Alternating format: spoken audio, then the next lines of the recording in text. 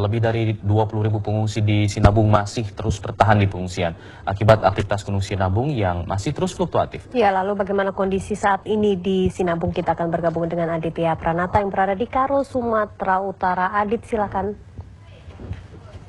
Ya, Nana, Alfat, dan juga pemirsa, memang dari mulai September yang lalu, tepatnya tahun 2013, sampai dengan saat ini Gunung Sinabung terus erupsi. Dan memang dari mulai September sampai dengan saat ini sudah mencapai kurang lebih 28.500-an jiwa yang telah mengungsi, baik dari dalam radius 5 km, bahkan di luar radius 5 km juga sudah mulai banyak desa yang ikutan mengungsi karena dampak abu vulkanik yang terus-menerus menghujani desa mereka, sehingga menyebabkan rumah maupun juga tanaman rusak sehingga tidak dapat beraktivitas seperti biasanya dan memilih untuk mengungsi di tempat titik-titik pengungsian. Dan sejauh ini sudah ada sebanyak 42 titik lokasi pengungsian.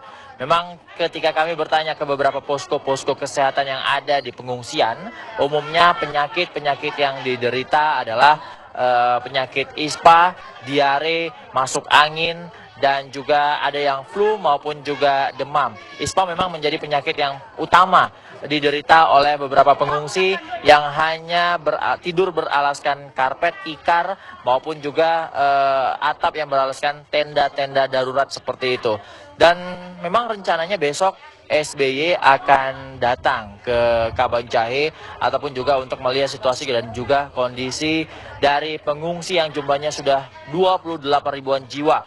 Dan kami baru mendapatkan informasi ternyata rencananya Presiden SBY hanya akan mengunjungi 2 posko atau 2 titik lokasi pengungsian saja, yaitu di Masjid Agung dan juga di posko pengungsian paroki. Lalu seperti apa tanggapan dari beberapa posko-posko pengungsian lainnya? Ya, ternyata memang sampai sejauh ini pengungsi-pengungsi yang berada di tempat pengungsian yang belum tahu apakah dikunjungi juga masih bertanda tanya apakah besok mereka dapat bertemu langsung melihat SBY atau mereka hanya bisa mendengarkan cerita-cerita dari orang saja. Bersama kami saat ini sudah ada dengan Bapak siapa namanya, Pak? Bapak Patok Sembiring. Bapak Patok Sembiring. Pak Patok Sembiring udah tahu informasi Pak SBY mau datang, Pak? Ya, katanya besok SBY akan datang, tapi katanya ke posko kami nggak datang.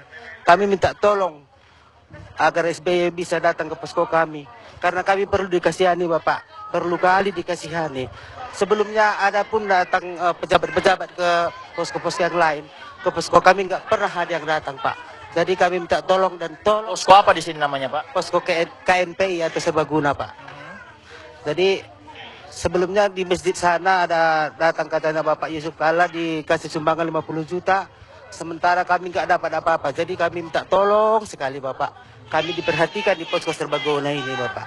Terima kasih. Bapak dari posko Serbaguna ini sudah ada belum mendapatkan informasi nanti rencananya akan ada perwakilan dari posko-posko yang ikut untuk melihat datangnya Presiden SBY? Ya, ada memang. Tapi di posko kami nggak ada sebagai utusan, Bapak. Jadi kami minta tolong sekali kalau bisa minta tolong sekali bisa datang Bapak SBY-nya ke posko kami ini. Kalau seandainya ketemu, apa Pak yang ingin diharapkan dari Bapak Presiden kita, Pak? Melihat wajahnya aja yang ganteng, kami suka sekali sebenarnya. Namun kami minta tolong agar kami pengungsi di Serbaguna ini bisa diperhatikan dan minta bisa diperhatikan lah sebenarnya. Ya, Pak, untuk pengungsian sendiri dari mulai tempat mandi ataupun juga makanan, tempat tinggal sudah cukup belum, Pak? Sebenarnya belum cukup lah, masih kurang karena pengungsi kami ada sekitar 600-an di sini, sementara MCK hanya dua dari RCTI kemarin itu.